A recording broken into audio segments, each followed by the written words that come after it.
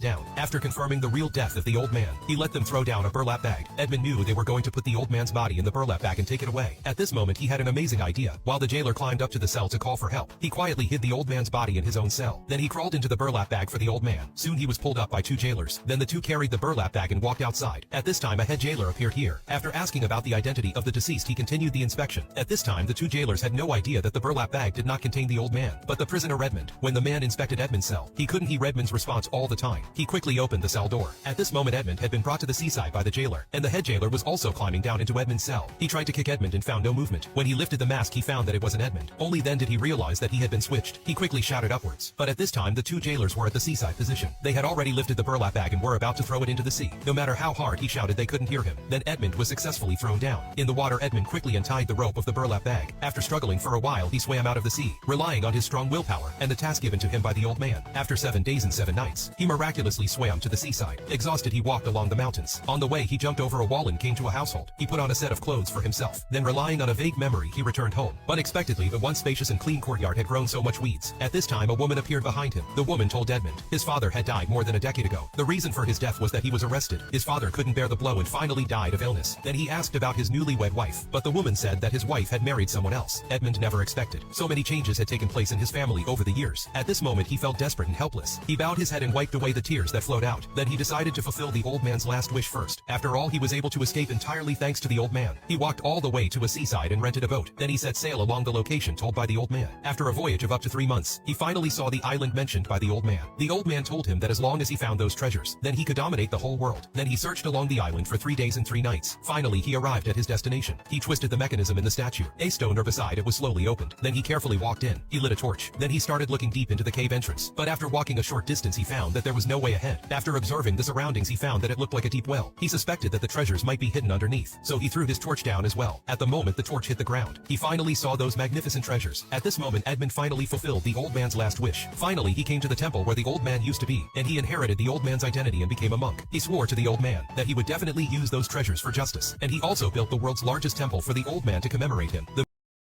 小红书